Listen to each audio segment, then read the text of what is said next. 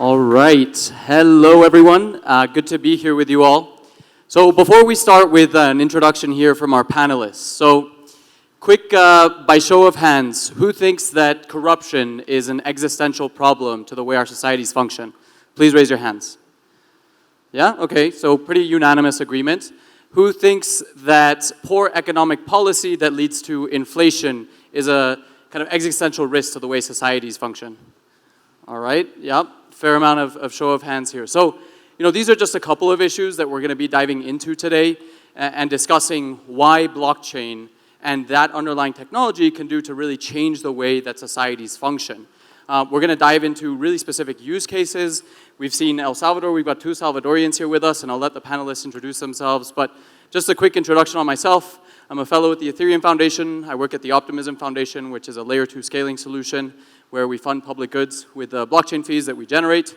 And with that, I will pass it on to my esteemed panelists to give a quick introduction on themselves. All right, hello, my name's Carlos Alfaro. I'm from El Salvador, technologist since a very young age, ever since scripting in BASIC in my Tandy color that was connected to a TV. A founder of some companies and now really just trying to make the money, improving the money of the world and trying to make all this better for everybody. How can we make transactions easier? How can we make money move from point A to point B in a better way? And how can we give out financial services to everybody? And all the transparency that all this technology provides, it's kind of like a dream of mine, and that's what I'm doing in Coibanks. Hi all, my name is Juan Ramón Fernan. I am architecture and solution manager for Redsoft. I have been working on the IT industry for the last 25 years, including emerging technologies like generative AI and, of course, blockchain. I work for Redsoft, Guatemala, and I'm here to speak about blockchain. Thank you. Hi, my name is Jay Bluestine, and I run a company called Blue Square. We're an investment firm that specializes in risk managing digital assets in the United States. My background is from traditional finance, so I worked at all the major Morgan Stanley, Merrill Lynch, UBS, you name it.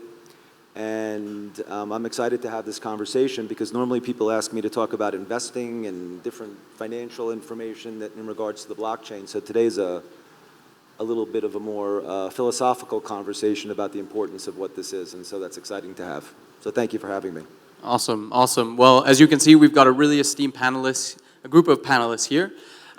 If you have any questions, we'll have a few minutes at the end as well, so make sure to save those. So, Jay, kick it off for us.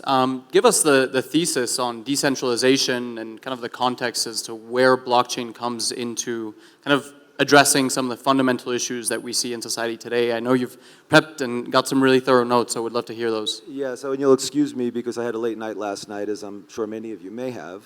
And as I said before, this isn't my primary focus. However, in investing in this ecosystem, it winds up very quickly becoming a core part of what your belief system is. So just to talk about decentralization, to me, decentralization really means moving away from the central figures or the authorities that exert control over our lives. And this is what we were talking about before, about the issues that you raised about monetary governance and governments in and of themselves. So, how governments impose their laws on us, how banks tax our wealth and regulate our wealth, and how companies dictate maybe how we communicate with each other and what type of content we consume. These are huge issues. And the blockchain, just to understand blockchain technology, and you may be able to expand upon this a bit more, but it's really the idea that each block is encrypted and cemented in place. And then the next one, the same thing happens. And as a result of this, it's just far more secure than any technology that's come before it. And it's already proven a huge advantage in both data privacy and in the exchange of money around the world. And yet, the permanence of that data that's stored on the blockchain makes possible many outcomes that we may need to solve society's problems. And so as an example, we were talking about smart contracts earlier. And if you're an artist now and you have a smart contract, you no longer need someone to fight to get like a lawyer or an accountant to audit your payments or a lawyer to fight between the gray areas of what the contract said. You're just going to get paid. And that's fundamental, I think. And as we think through, different ways that this may evolve into less government control and corruption, less banking fees, greater cross-border freedoms, and globally accepted common laws, possibly, and also just greater equality in how people are compensated for their work. So it's a very, very interesting topic, and I look forward to hearing other people's opinions on it. But that's sort of, I hope, from a global and a overview standpoint, helpful. Awesome. Thank you for that introduction. So let me just pass this here to you. So one of the things that I think about, I think, yes, this is a philosophical conversation. I always would love to get really practical. So I want to just share with the audience a really tangible example of where I believe blockchain can really transform the way societies function, right? So to give you an example, I wanted to buy a car recently, and what did I do? I went to my local bank to see if I could get a credit, right? And I sat down with a banker, and he offered me an interest rate of 20% interest rate on the value of the vehicle, right? And that, we're used to that here in Latin America. Paying 20% interest rate on a loan from your bank is nothing outlandish. Sure, you can get a much cheaper rate, but the question is who has access to those rates. What did I then do? I went and took my digital assets and took a loan through a peer-to-peer network that utilizes smart contracts and took out a loan for 0%, right? So I just want to provide that one example of where through distributed systems we can leverage blockchains to change, as one very particular poignant example says, change the way that credit works in Latin America, which we know is a huge funding gap for the way that societies function. And with that, I'm going to pass it on to Carlos to tell us about other sort of centralized points of power that we have in society and how can we change the way that we interact with our societies today to really disrupt that using blockchain. All right, easy one, right? So I'm going to start with the obvious one, and you mentioned it at the beginning, and that's central banks, right? Central banks, they have control of our money, and indirectly the government has control over our money. If I make a saving today, and then 20 years after that, let's say that the central bank made an excellent job of having 2% inflation controlled. That means my money's now worth, after 20 years, 40% less. And that's everybody doing a great job, and that's just a group of people determining my future for me, right? So that's one of the obvious ones. But if we see society as a whole, you see this happening in every single thing. You have a cooperative where supposedly everybody's the same. However, there are circles of power on each single organization that they make the decisions for the rest of us. By having decentralization and what Jay mentioned about just getting paid, nobody's discussing the gray areas of the contract. And that's what this technology can do. It can level up, or at least try and level up a bit of the system. And I'm going to go, everybody today is nervous because I don't know if I'm going to go to the airport. I don't know if everybody knows if there's the demonstrations and traffic and all that. Why is that? That's because of the elections, and there's something going on around the elections. There's something that someone did here in Guatemala. It was I saw this article in Bitcoin magazine, that the ballots were hashed on the blockchain. So even though they do whatever they do, there are ways for us now with this decentralized technology to know what they're doing. So it's not only about giving us the power back, it's just about just avoiding this type of things, because everything's more transparent. Each and one of us can be a participant among all this, and this is how we can leverage this technology in society to change in every single aspect of things. I think that most of us or a lot of us are trying to think how we move value around the world, because it's kind of like the obvious thing, and Bitcoin was what started all this, so everybody's going that way.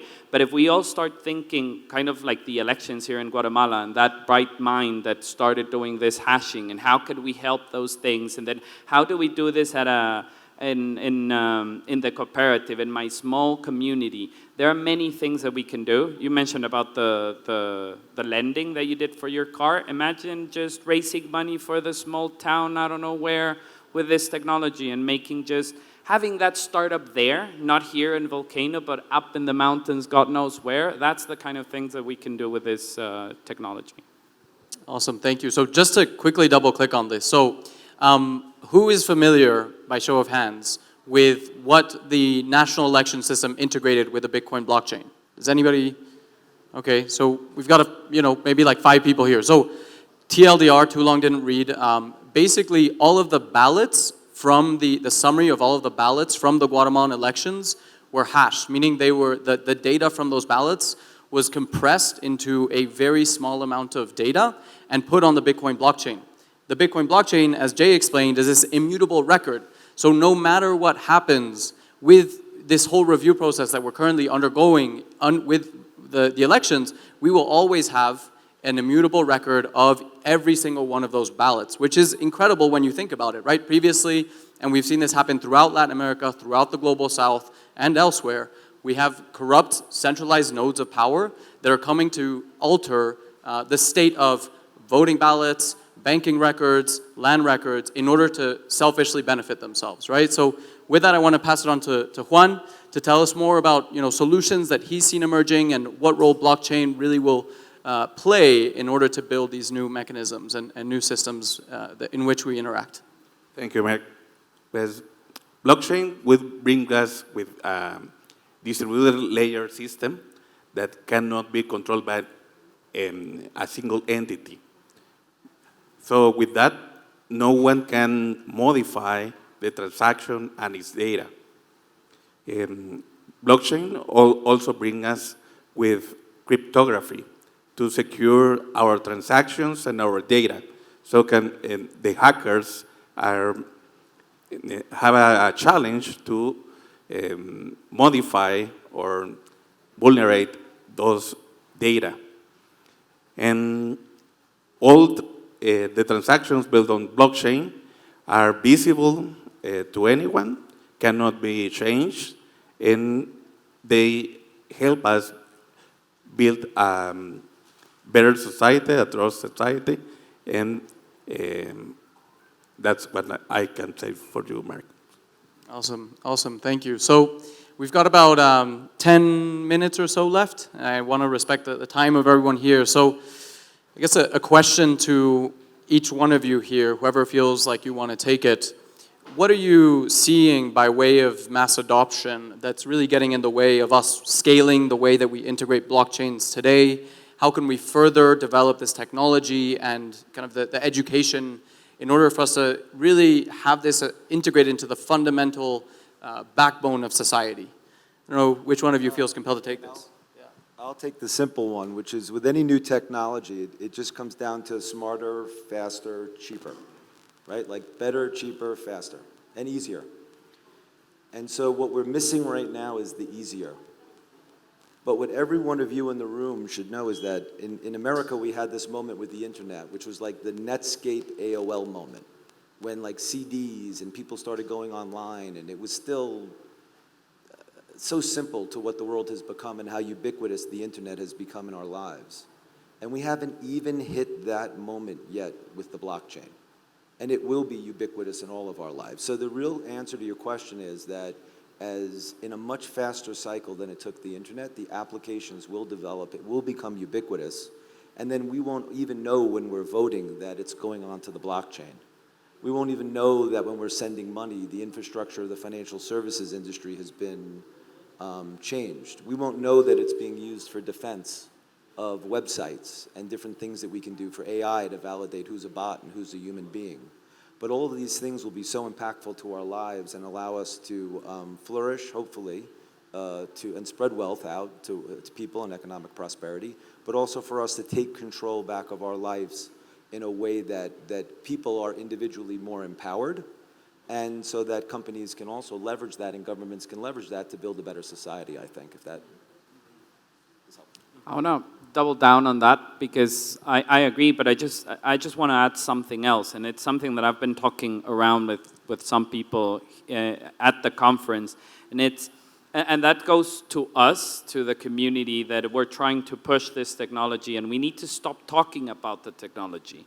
And we need to go and talk about the use case, the faster, cheaper, and because that's a mistake that we make, that we tend to say, because this technology is so magnificent, and I'm trying to convert you onto the technology, but at the end of the day, when I make a phone call, I don't care what the hell happens behind the phone, or if I send a picture through WhatsApp.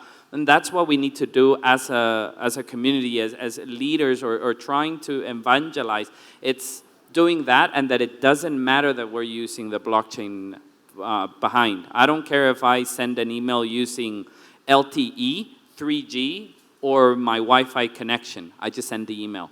And that's something that we all need to do, and this type of forum, it's great for that, because what can we do with the technology, and then that's the message that we send out. Awesome. So I do just want to, we're about 10 minutes out, and we have 2 people here from El Salvador. So the first country to ever make Bitcoin, which is blockchain-powered currency, national tender, was El Salvador. So tell us about, and it's a really poignant example of a entire country who has decided to say, this is a national tender, and for better or for worse, there have been certain policies that have been enacted, and there's lots of debate there. But give us the positive take on what can we learn from what happened in El Salvador, and what can other countries or other nation states or other communities learn from what El Salvador has done? Well, for Bitcoin, for the Bitcoin adoption in El Salvador, I think that the government support for adopting new technologies, new emerging technologies, was key. The Salvadorian government bet on this Bitcoin for new ways to make business on El Salvador, and that attracted new investors and make confidence for the society. Carlos, I don't know. So, well, Jay can also answer this question. I've seen you down there in El Salvador many times. And well, I was going to go the way that, and I was actually speaking to someone from Colombia this morning, and we were talking about how, and that's something that we see banks up in El Salvador, since they were pushed into thinking about it, then they know more, but I'll go away from that, and I'll go back to a conversation that we were having last night, and it's about hope. Because there was this class of the first Bitcoin diploma that was done in Escuela La Pacheco. It's kind of like in not the richest part of town, right? I remember it was Sunday, 7 in the morning, and I didn't want it to go, but it was something that had to be done. And I remember there was this kid that spoke out for the rest of the kids. And it was such an emotional moment on how this kid actually had hope, and how that diploma, learning about this, really gave hope for him to do more and to take all this and take over the world. So I believe that's what has happened in El Salvador, and that's probably the biggest thing that all this Bitcoin law, be it good, bad, whatever, it's just, it has given a lot of people hope, and that things can be done. I think that's like not something to be understated as well, right? Like the opportunity to think about new systems and being able to adopt that at a nation level is massive. So we have room for, let's say 2 questions, but ask them together. And if you're comfortable, feel free to just shout it out. It's a small enough room. So 1 question there. Anybody else feel like, okay, so 2 questions right here, and then that's it. And then ask them together, and we'll answer at the same time. So way in the back.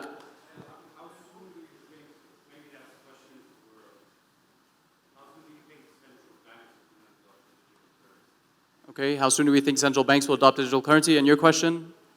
Actually, it's kind of weird like that. I read a report 2 weeks ago that the Reserve Bank of El Salvador said that the Bitcoin has been used about 2% of the whole economy.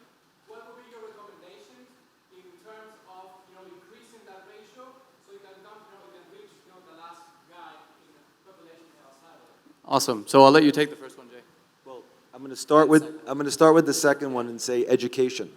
As people realize that they can do transactions starting with remittance and save themselves money and make it easier, faster, cheaper, they're gonna do it, because why do they want to spend 10% to Western Union and maybe 20% to the people who are sitting outside waiting for the capital? So it's just all about education.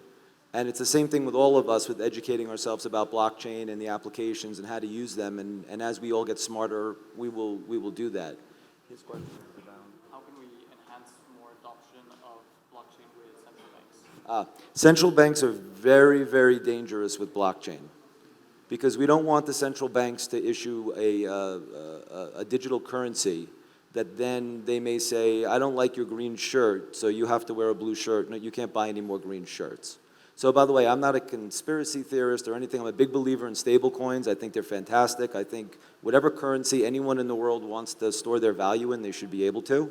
And I think governments will eventually come around to the understanding that there's so much debt in the world and they need to print so many bonds, and there is no one to consume them other than themselves, but the people want them. You may want euros, you may want dollars, you may want some other currency. So I hope that's the direction they go, because anyone who goes in the other direction, I think, will inevitably fail. But there are strong corporate and government entrenched values and benefits to them.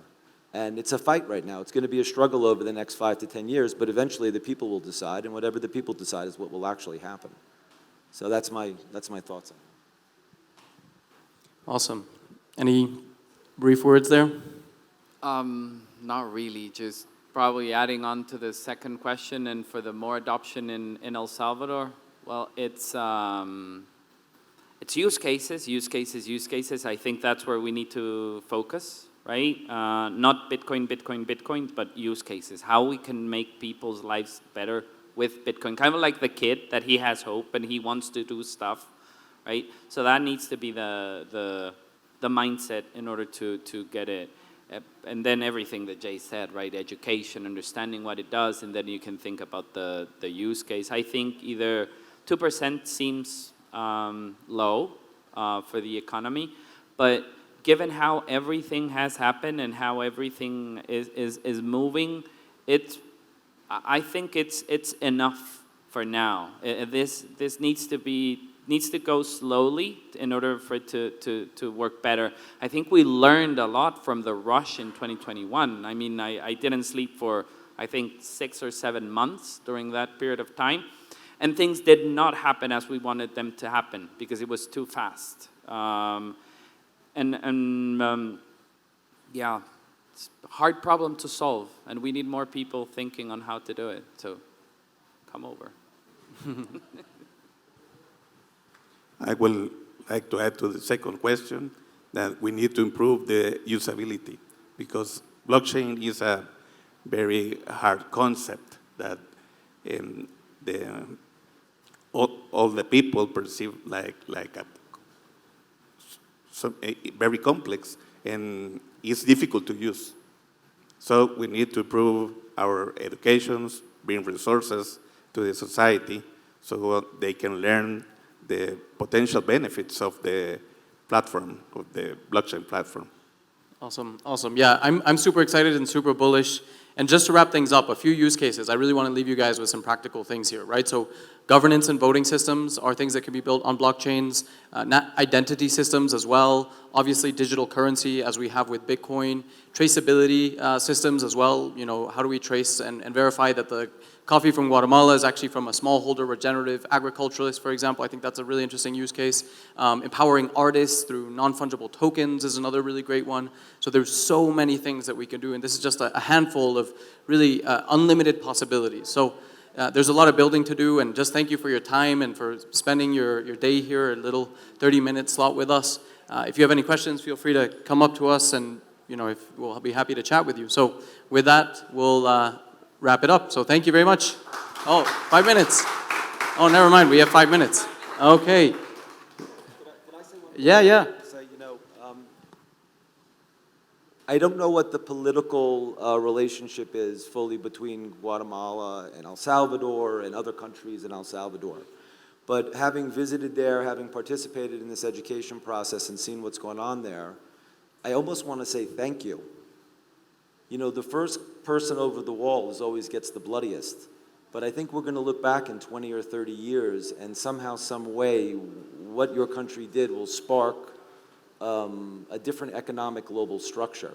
And I actually think your people will benefit from it greatly, as will Latin America, I think, as a whole, which will be an early adopter versus more ingrained countries that have much more to lose from the decentralization. So thank you, and I really do appreciate it. Awesome. All right. Well, we're going to wrap it up a little bit early. Thank you, everyone. Oh, one last question. All right. Go for it. So I think we forgot to talk about the price appreciation of the best performing asset class in history. So I think that's something we could educate other people that we might be looking at other assets and you get your 10% here and there, but this new asset class has less liquidity, so it's more volatile and people are scared of that. So if people then see the hope that you talked about and then have self-custody with your new assets, then that could be something that they might be interested in. I think that's a huge point, and I'm sure you've got a lot to say on that, yeah. Well, without getting into too much detail, I think I'm speaking again at 2:30 or 3:30, and we're going to be talking about the institutional adoption of Bitcoin. And I think the easiest way for people to understand what is happening and what institutions control like 80% of all the wealth, right? Pensions, governments, funds that we invest in, different charities. And so as the ecosystem is evolving right now, they need ways to access the ecosystem that align with their mandates and their investment policies. But to your point, this is the first asset class that's ever existed where individuals have the opportunity to invest before the massive amount of institutions. And so if you just look at all of the institutions that are lining up, BlackRock, the largest asset manager in the world, is filing for an ETF spot, Bitcoin in the ETF, in the use, excuse me. And so it's just going to be massive. And it's an education process. And you're right, not looking at it from a societal standpoint and looking at it from a store of value standpoint, the investment return characteristics are unbelievably attractive because of what you just said. Okay, now we'll finish the panel. So third round of applause. Thank you, everyone, for coming, and great to be here with you all.